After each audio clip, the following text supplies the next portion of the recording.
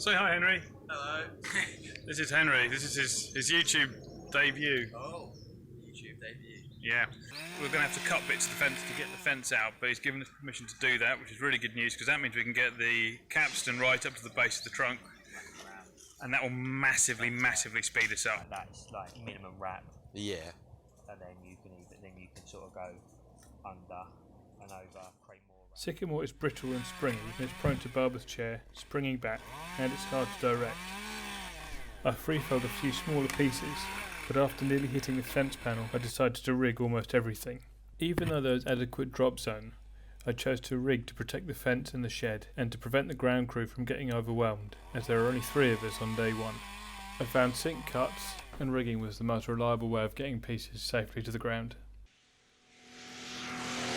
To go 3 days to do it. Very easy to feel a bit overwhelmed at times.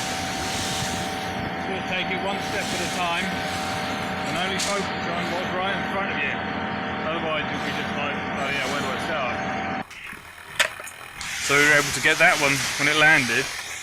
We were able to orientate the butt end so it's facing the gate and the kipper, and that minimises the dragging and the tidy up time. As soon as we get a pile, we chip it, and that way the drop zone remains clear.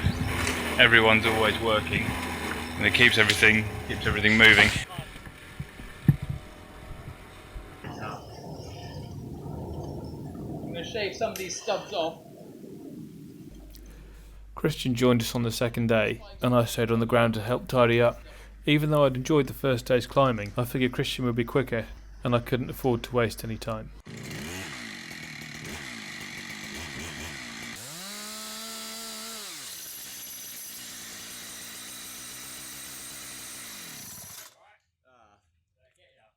So with the whole chainsaw throwing its chain thing, I'm not going to fix it. I'm just going to grab another saw, and I'm going to wait until Christian's got all the brush off when we come down for lunch, when we have time. Because if I stop working, we're going to end up with a big old pile, a big backlog. It's going to slow everything down. All of the brush was overhanging the neighbours, and dropping it in their land wasn't an option. Louis was operating the rigging system, and Henry and me were dragging, sledding and feeding the chipper. Physically on the ground it's harder work, but it's a nice mental break, not having to do all the climbing. On the morning of the third day, Christian, Louis and Henry went straight to site to get set up, and I went to empty the trailer.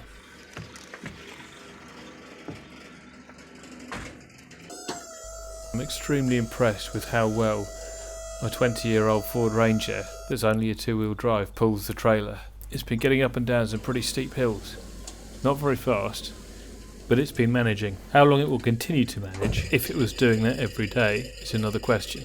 And the Defender's too small to really be practical on big jobs like this, as it was filling up in less than half a day. The initial novelty of owning the trailer now has worn off, even though driving it around corners and backing it up is very satisfying and a lot of fun. Hitching and unhitching it has quickly become a hassle.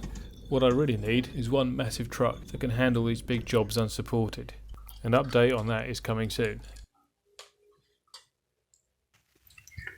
Unsurprisingly, we have overrun by a day. We're well set up. We had a chat last night about felling what's left of the stump, but we had pretty severe concerns about the shape that we've left it. There it is. So when that falls, because the shape is going to roll, which will make it very dangerous for the person who's cutting it, because the butt end is going to either shift violently left or right, which could crush the person putting the cuts in. So Christian went up to cut the stump into a shape that was safe to fell.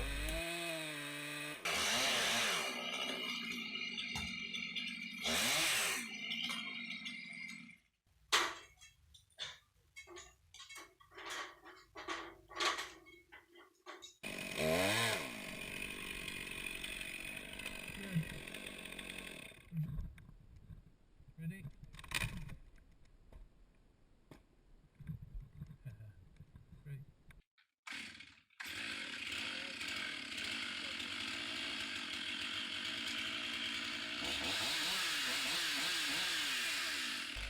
What you can't see so well on film is that the tree has a strong head lean, which is extremely helpful if you've got such a short, fat trunk. as it can be very difficult to pull them over. There are no places to anchor a winch in the garden, so the only tricks we had were its lean, a pulling rope, wedges, and a letterbox cut to make certain we got it down in the right place.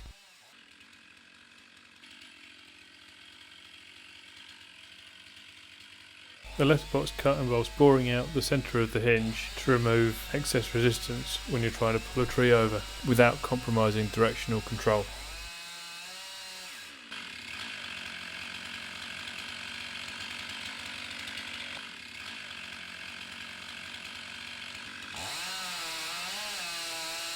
Two pillars of holding wood are retained at either side of the hinge, and wedges are used to stop the tree from sitting back. Henry, Louis and Christian pulled on the pulling rope as soon as I was out of the way to initiate the fell.